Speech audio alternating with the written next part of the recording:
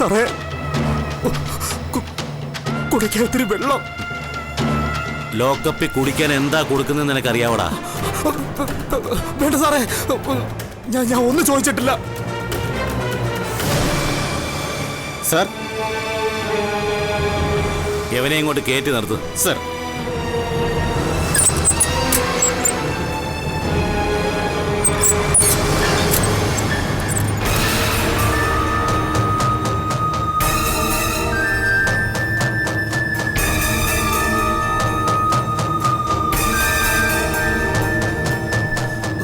പോലീസിന്റെ തല്ല് കിട്ടിയപ്പോ ഞാൻ ഉള്ളതുപോലെ പറഞ്ഞു. എനിക്ക് മേല് നൊന്താ ഭ്രാന്തളവും. നീ അവനെ നോക്കി ദഹിപ്പിക്കണ്ട. നീ ഇവിടെ നോക്കടാ. നിനക്ക് എവനുമായിട്ട് എന്താടാ കണക്ഷൻ?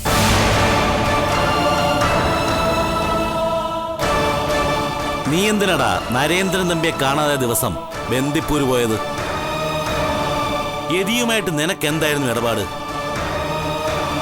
ശിവജിയെ കൊന്നാൽ 5 ലക്ഷം രൂപ കൊടുക്കാമെന്ന് നീ എവനോട് പറഞ്ഞോ? 50,000 രൂപ നീ അവന് അഡ്വാൻസ് കൊടുത്തോ?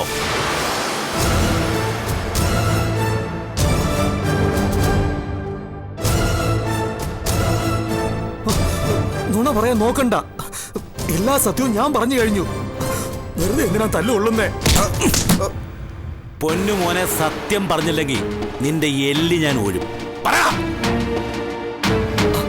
പറഞ്ഞോ, മടിക്കണ്ട.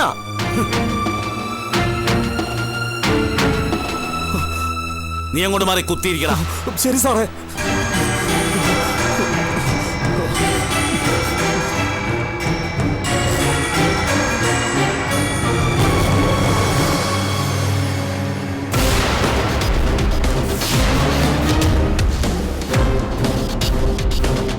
പറയടാ.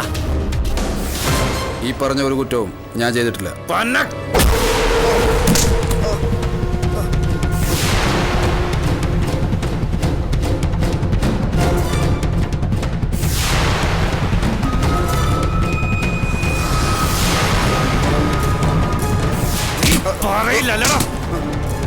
പോലീസുമാണോ എന്റെ കളി? നിന്നെ കൊണ്ട് പറയിക്കാൻ പറ്റുമെന്ന് ഞാനൊന്ന് നോക്കട്ടെ. പോലീസ് എന്താണെന്ന് നിനക്ക് ഞാൻ മനസ്സിലാക്കി തരാം. നിന്നെ കൊണ്ട് സത്യം പറയിപ്പിക്കാൻ പറ്റുമെന്ന് ഞാനൊന്ന് നോക്കട്ടെ. സത്യം വേണം. സത്യം വേണം.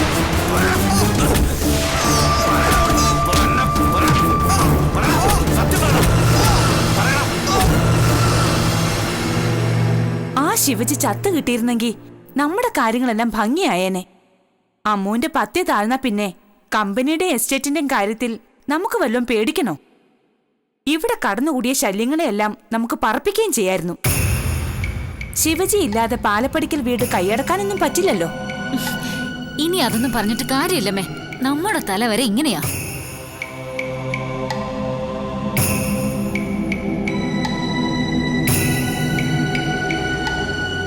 എന്താ ചേട്ടാ, എന്താ വല്ലാതിരിക്കുന്നെ?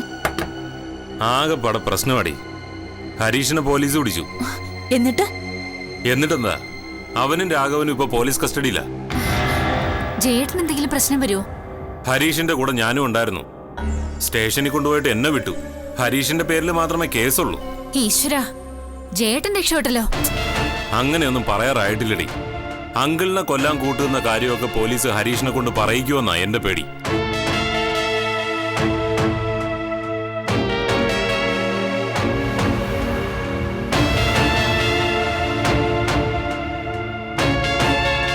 എന്താ കുഞ്ഞമ്മേ, എന്തു പറ്റി?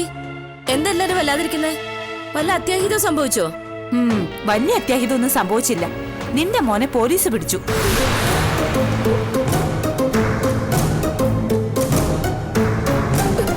നേരാണോ ജയശീല? രാഘവനെ പോലീസ് പിടികൂടിയിട്ടുണ്ടായിരുന്നല്ലോ. പോലീസ് ചോദ്യം ചെയ്തപ്പോ ശിവജിയെ കൊല്ലാൻ കൊട്ടേഷൻ കൊടുത്ത് ഹരീഷാണെന്ന് അവൻ സമ്മതിച്ചു. അങ്ങനെയാ ഹരീഷ് കുടുങ്ങിയത്. അവന് ജാമ്യത്തിൽ ഇറക്കണ്ട ജയ, അല്ലെങ്കിൽ പോലീസ് അവനെ ഉപദ്രവിക്കില്ലേ? കൊലപാതക ശ്രമമല്ലേ, ജാമ്യം കിട്ടാനൊന്നും അത്ര എളുപ്പമല്ല. എന്തെങ്കിലും ഒന്ന് ചെയ്യണേ ജയ. അതിനുള്ള പണമൊക്കെ ഞാൻ ഉണ്ടാക്കാം. ആ, കോടതിയിൽ ഹാജരാക്കുമ്പോൾ നമുക്കൊരു ജാമ്യാപേക്ഷ കൊടുത്തു നോക്കാം. പക്ഷെ റിമാൻഡ് ചെയ്യാനും കൂടുതലും സാധ്യത. അയ്യോ, ഒന്ന് നിന്നേ. അവനെ രക്ഷിക്കാൻ ഒരു വഴിയില്ല ജയശീല. 2 ആഴ്ച ജയിലിൽ കിടക്കുന്ന അത്ര വലിയ കാര്യമാണോ? അവൻ മുമ്പും കിടന്നിട്ടുള്ളതല്ലേ. പോലീസിനോട് അവൻ എന്തെങ്കിലും വിട്ടു പറയുമെന്നാ എന്റെ പേടി.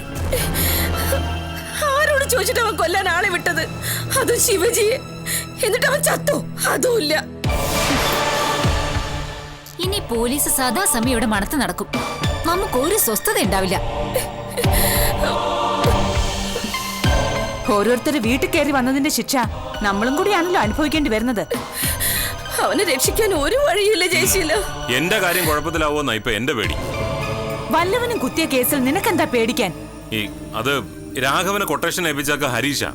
എനിക്കതിലൊന്നും മനസ്സറിവില്ല. എന്നാലും ഒരു മനസമാധാനമില്ല. ഈ ഹരീഷ് ഇനി പോലീസിന്റെ അടുത്ത് എന്തൊക്കെയാ പറയാൻ പോകുന്നതെന്ന് ആർക്കറിയാം.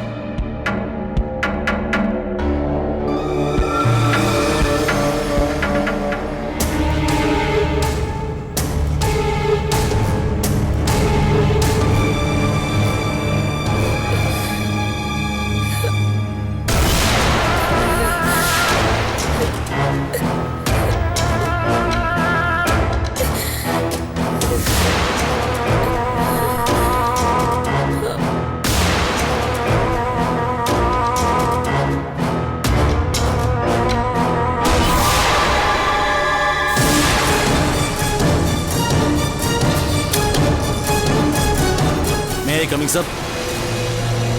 Yes, come in.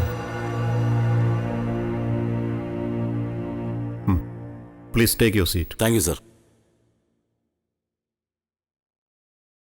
Narendran Thampi വധക്കേസിന്റെ അന്വേഷണവുമായി ബന്ധപ്പെട്ടാണ് നിങ്ങളെ കാണണമെന്ന് പറഞ്ഞത്. ആ കേസ് ക്രൈംബ്രാഞ്ച് ഏറ്റെടുത്തിരിക്കുകയാണ്. അറിയാം, സർ. കേസ് ഡയറിയും അതുമായി ബന്ധപ്പെട്ട മറ്റ് ഫയലുകളും എല്ലാം ക്രൈംബ്രാഞ്ചിന് കൈമാറി കഴിഞ്ഞു, സർ. അതെല്ലാം ഞാൻ കണ്ടു. എനിക്കാണ് അന്വേഷണ ചുമതല. സർക്കിൾ ഓഫീസിൽ നിന്ന് അറിഞ്ഞിരുന്നു, സർ. കേസ് ഡയറി ക്രൈംബ്രാഞ്ചിനെ ഏൽപ്പിച്ചതോടെ നിങ്ങളുടെ ഡ്യൂട്ടി കഴിഞ്ഞു. എന്നാലും നിങ്ങളിൽ നിന്ന് ചില വിലപ്പെട്ട വിവരങ്ങൾ കിട്ടുമെന്ന് എനിക്ക് തോന്നി. അതുകൊണ്ടാണ് ഞാൻ വിളിപ്പിച്ചത്. ഫയലുകൾ പഠിച്ചതിൽ നിന്നും എനിക്ക് മനസ്സിലായ കാര്യം നിങ്ങളുടെ അന്വേഷണം ശരിയായ ദിശയിൽ തന്നെ ആയിരുന്നു എന്നാണ്. പക്ഷേ പൊളിറ്റിക്കൽ ലെവലിൽ നിന്ന് ഒരു വലിയ പ്രഷർ വന്നു. എനിക്കറിയാം, സർ. വമ്പന്മാരെ ബന്ധപ്പെട്ട കേസാവുമ്പോൾ അതിന് ലോക്കൽ പോലീസ് പോരാന്നൊരു തോന്നൽ വരും. അതാണല്ലോ എന്നത്തെയും പതിവ്. ഇവിടെ അതല്ലടോ പ്രശ്നം. ഗായത്രി ദേവി എന്നൊരു സംഗീതജ്ഞയുണ്ടല്ലോ, ഇന്ത്യയിലും വിദേശത്തുമൊക്കെ അവർ വളരെ ഫേമസ് ആണ്.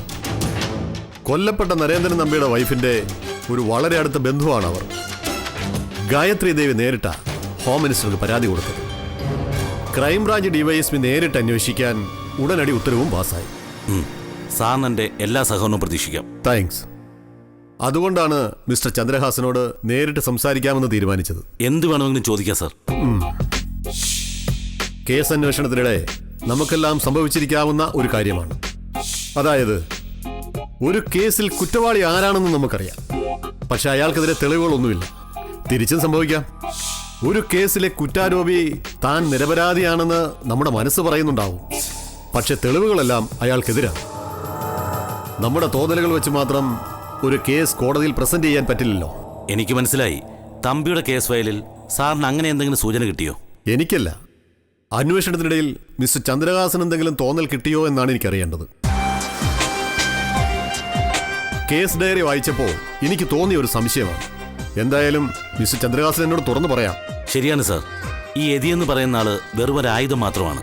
നരേന്ദ്രൻ തമ്പിയെ കൊല്ലാൻ തക്ക വൈരാഗ്യമോ അയാളെ കൊന്നതുകൊണ്ട് കൊട്ടേഷൻ അല്ലാതെ മറ്റെന്തെങ്കിലും ലാഭമോ യതിക്കില്ല. യെസ്, ഒരു വാടക കൊലയാളിയുടെ ധർമ്മമേ യതിക്കുണ്ടായിരുന്നുള്ളൂ. പണം വാങ്ങി അയാൾ അത് നിർവഹിക്കുകയും ചെയ്തു. പക്ഷേ അയാളുടെ കയ്യിൽ പണവും ആയുധവും വെച്ചു കൊടുത്ത ഒന്നോ അതിലധികമോ ആൾക്കാരുണ്ടാവുമല്ലോ. അവരെയല്ലേ നമ്മൾ കണ്ടുപിടിക്കേണ്ടത്? ഉവ്വ്, സാർ. പക്ഷേ അവർക്കെതിരെ വ്യക്തമായ തെളിവില്ല, സാർ. പക്ഷേ എന്താണ് സംഭവിച്ചിരിക്കുന്നതെന്നതിനെപ്പറ്റി മിസ്റ്റർ ചന്ദ്രഹാസൻ ഒരു തിയറി കാണുമല്ലോ. സാർ, നരേന്ദ്രൻ തമ്പി ഇല്ലാതായാൽ 3 പേർക്കാണ് അതുകൊണ്ടുള്ള ലാഭം ഉണ്ടാകുന്നത്. ഒന്ന്, തമ്പിയുടെ ഭാര്യ. പിന്തുടർച്ചാവകാശ നിയമം അനുസരിച്ച് സ്വത്തിന്റെ ഭൂരിഭാഗവും അവരുടെ പേരിലാണ് ചെന്ന് ചേരേണ്ടത്. പക്ഷേ അവരല്ല തമ്പിയുടെ വധത്തിന് പിന്നിലെന്ന് സ്പഷ്ടമാണ്. അടുത്ത് തമ്പിയുടെ മകൾ. അത് പക്ഷേ മകളല്ലല്ലോ.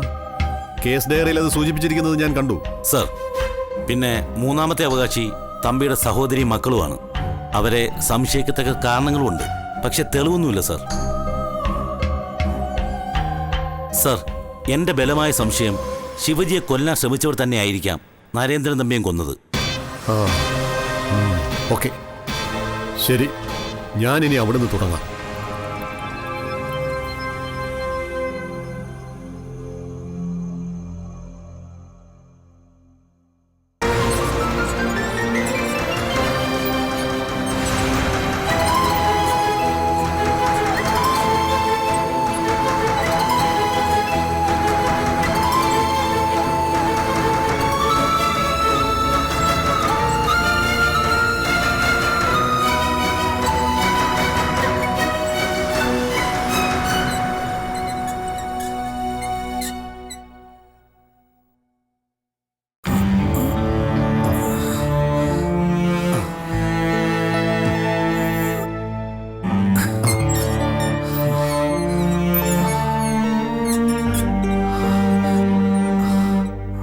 ആരാ ബൈസ്റ്റാൻഡർ? ഞങ്ങളിൽ ആരും ഉണ്ടെങ്കിൽ നിന്നോളാം. ഫാർമസിയിൽ നിന്ന് മരുന്ന് മേടിക്കണം. കുറിപ്പ് കൊണ്ട് തരാം. പുറകെ കണ്ണില്ലാത്ത ഒരു മനുഷ്യന്റെ ഏറ്റവും വലിയ പോരായ്മ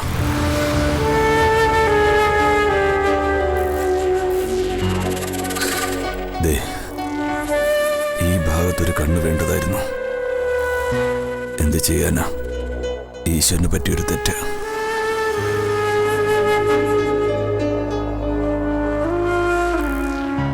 മനുഷ്യനെ സൃഷ്ടിച്ചപ്പോൾ ദൈവം കരുതി മറ്റുള്ള ജീവജാലങ്ങളെ പോലെ തന്നെയായിരിക്കും മനുഷ്യരെന്ന്. പുറകെ നിന്ന് കുത്തുന്നവൻ ആ മനുഷ്യനെന്നുള്ള കാര്യം മൂപ്പര് മറന്നുപോയി. മറ്റു ജീവികളൊന്നും അങ്ങനെ ചെയ്യാറില്ലല്ലോ.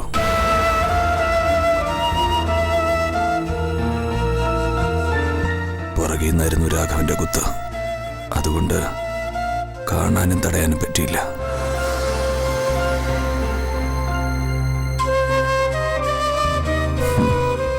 സാരമില്ല, ശരീരം വലുതായതുകൊണ്ടാ കുത്ത് ചെറുതായിപ്പോയെ. അവൻ വിചാരിച്ചു സാധാരണ മനുഷ്യരെ കുത്തുന്ന കത്തിമതിയെന്ന്. പക്ഷേ എനിക്കിത് പോരല്ലോ.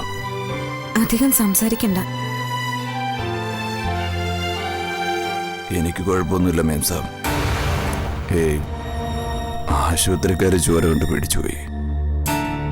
നമ്മളെത്ര ചോര കണ്ടിരിക്കുന്നു.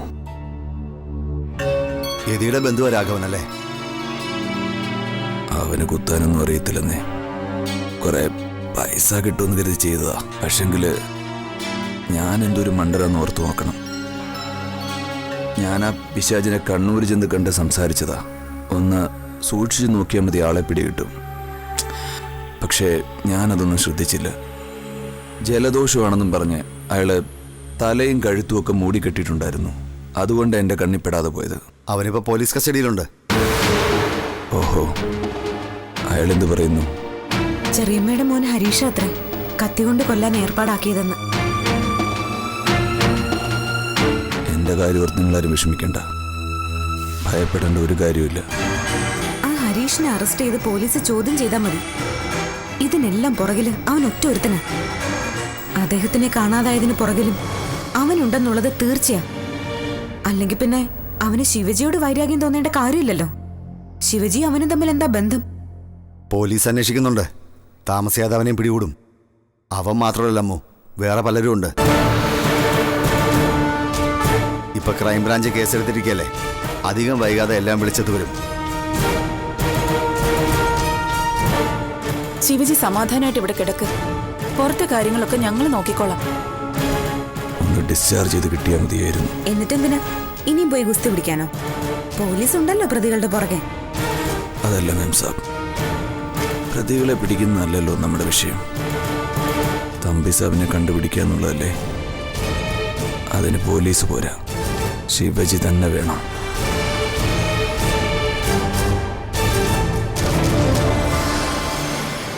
തൽക്കാലം ശിവജി ഒന്നിനും പുറപ്പെടണ്ട. ആശുപത്രിയിൽ നിന്ന് പോകേണ്ട സമയം ഡോക്ടർ പറയും. അതിനു മുൻപ് പോകാൻ നോക്കരുത്.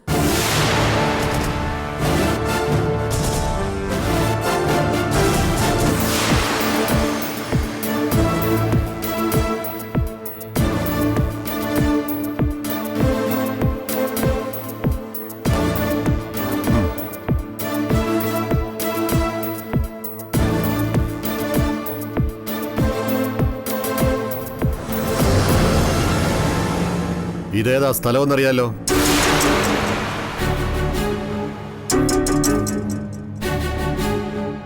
ഒരുപാട് പേർ ഇവിടെ കിടന്ന് കരഞ്ഞിട്ടുണ്ട്, ഉറക്ക നിലവിളിച്ചിട്ടുണ്ട്, കൈയെടുത്ത് തൊഴുത് കെഞ്ചിയിട്ടുണ്ട്. എന്തെല്ലാം അഭ്യാസങ്ങൾ കാണിച്ചാലും ഒടുവിൽ അവരുടെ മുൻപിൽ ഒറ്റ വഴിയേ ഉള്ളൂ.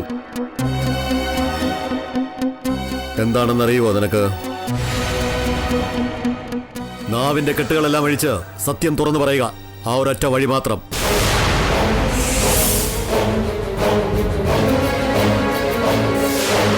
നിനക്ക് മനസ്സിലായോ?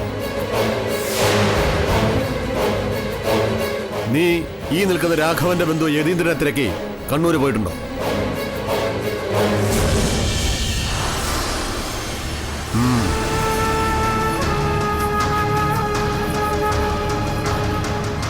ഈ നിൽക്കുന്ന ഹരീഷ് തന്റെ ഭാര്യ സഹോദരനായ യതീന്ദ്രനെ കാണാൻ കണ്ണൂർ വന്നിട്ടുണ്ടോ?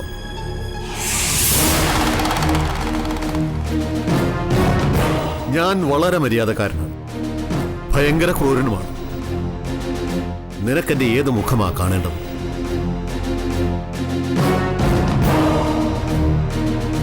എന്തിനു വേണ്ടിയാ ഇവൻ യതീന്ദ്രനെ കാണാൻ കണ്ണൂർ വന്നത്? എനിക്ക് കൊട്ടേഷൻ കൊടുക്കാം. നരേന്ദ്രൻ നമ്പി എന്ന ആളിനെ കൊന്നാൽ 25 ലക്ഷം രൂപ കൊടുക്കാമെന്ന് പറഞ്ഞു. യതി കൊട്ടേഷൻ എടുത്തു. ശരിയാണോടാ? കൊട്ടേഷൻ കൊടുത്തു എന്നുള്ള ശരിയാ. ആര് കൊടുത്തു? ആർക്കു വേണ്ടി? പണം മുടക്കിയതാര്? പറയടാ. നിനക്ക് പറയാൻ എന്തെങ്കിലും തടസ്സമുണ്ടോ? നരേന്ദ്രൻ തമ്പിയുടെ അനന്തരവന്മാർ ആവശ്യപ്പെട്ടിട്ടാ കൊട്ടേഷൻ കൊടുത്തത്. തമ്പിയുടെ സഹോദരിയുടെ മക്കൾ ജയശീലനും ദേവരാജനും അല്ലടാ? അതെ. നരേന്ദ്രൻ തമ്പിയുടെ കൊലപാതകത്തിൽ നിനക്ക് നേരിട്ട് പങ്കുണ്ടോ? ആർക്കൊക്കെ പങ്കുണ്ട്? എല്ലാം വിശദമായി പറ. നേരിട്ട് എനിക്കൊരു പങ്കുമില്ല സാർ. പിന്നെ നീ എന്തിന് ബന്ദിപ്പൂര് പോയി? ഞാൻ യതിക്ക് നരേന്ദ്രൻ തമ്പിയെ ചൂണ്ടിക്കാണിച്ചു കൊടുക്കുക മാത്രമേ ചെയ്തിട്ടുള്ളൂ. ഓ, അത്രേ ഉള്ളൂ. വാടക കൊലയാളിയെ കണ്ടുപിടിച്ചു, തുക പറഞ്ഞ് കൊട്ടേഷൻ ഉറപ്പിച്ചു, കൊല്ലാനുള്ള ഒരുവനെ കൊലയാളിക്ക് ചൂണ്ടിക്കാണിച്ചു കൊടുത്തു. നേരിട്ടൊരു പങ്കുമില്ല. എത്ര നിസ്സാരം!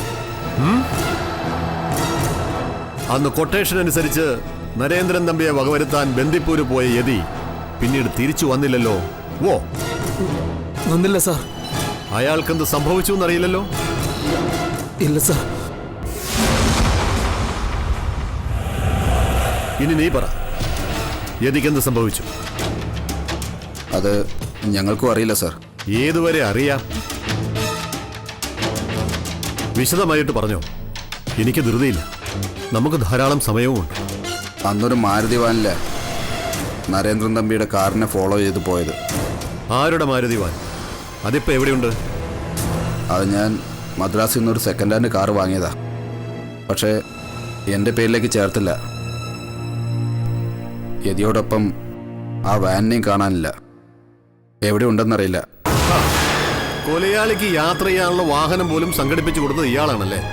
ഒരു ചെറിയ ഉപകാരം. ശരി, ബാക്കി പറയും. യതിയും നരേന്ദ്രൻ തമ്പിയും നേരിട്ട് കണ്ടതിന് ശേഷമുള്ള കഥയാണ് എനിക്ക് കിട്ടേണ്ടത്. യതി അയാളെ എന്തു ചെയ്തു? പറഞ്ഞ വാക്ക് പാലിച്ചോ? യതിയെ അവസാനം ഫോണിൽ വിളിക്കുമ്പോൾ നരേന്ദ്രൻ തമ്പിയെ പിടിച്ചു കെട്ടിയിട്ടിരിക്കുമായിരുന്നു. തമ്പിയെ കൊണ്ട് ഫോണിൽ സംസാരിപ്പിച്ചു. തമ്പി തീരെ അവശനായിരുന്നു. തമ്പിയുടെ ദേഹത്ത് കല്ലുകെട്ടി പുഴയിൽ താത്താൻ പോകുന്നെന്ന് പറഞ്ഞിട്ടാ യതി ഫോൺ വെച്ചത്. അതിനുശേഷം യതിയെ കണ്ടിട്ടില്ല. യതി പിന്നീട് ഫോണിൽ വിളിച്ചോ? ഇല്ല. യതിയെപ്പറ്റി ഒരറിവുമില്ല. അയാളുടെ പണം മുഴുവൻ നിങ്ങൾ കൊടുത്തോ? ഇല്ല. 1 ലക്ഷം രൂപ കൂടി കൊടുക്കാറുണ്ട്. തിരിച്ചു വരുമ്പോൾ കൊടുക്കാമെന്നായിരുന്നു കരാറ്. നരേന്ദ്രൻ തമ്പി കൊല്ലപ്പെട്ടാൽ അയാളുടെ സഹോദരിക്കും അവരുടെ മക്കൾക്കും എന്താണ് ലാഭമെന്ന് എനിക്ക് മനസ്സിലായി. അത് സിമ്പിൾ ലോജിക്. ദുരാഗ്രഹം, സ്വത്ത് കൈവശപ്പെടുത്താനുള്ള ആർത്തി. ഓക്കെ, പക്ഷേ നിങ്ങൾക്ക് നരേന്ദ്രൻ തമ്പിയെ കൊന്നാൽ എന്തായിരുന്നു ലാഭം? ഓഫർ എന്തായിരുന്നു എന്ന് പറഞ്ഞാൽ മതി. ആരെങ്കിലും ഒരു ഓഫർ തന്നിട്ടുണ്ടായിരിക്കുമല്ലോ. എൻ്റെ അമ്മയുടെ വീടടക്കമുള്ള പ്രോപ്പർട്ടികളെല്ലാം നരേന്ദ്രൻ നമ്പിക്ക് പണയപ്പെടുത്തിയിരിക്കുകയായിരുന്നു.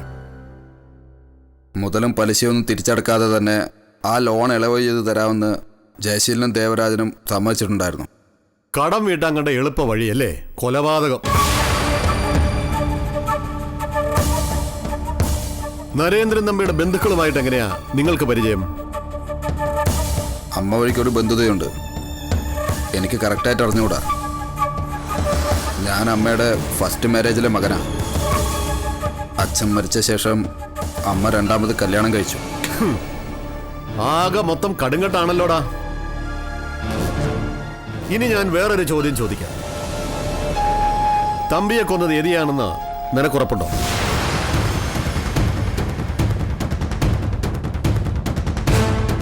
ഇല്ല സർ. ഓക്കെ. കൊല്ലപ്പെട്ടത് നരേന്ദ്രൻ തമ്പി തന്നെയാണെന്ന് നിനക്കുറപ്പുണ്ടോ? ഇല്ല. യതി ജീവിച്ചിരിപ്പുണ്ടെന്ന് നിനക്കുറപ്പുണ്ടോ? ഉറപ്പില്ല സർ. നരേന്ദ്രൻ തമ്പി ജീവിച്ചിരിപ്പുണ്ടെന്ന് നിനക്കുറപ്പുണ്ടോ?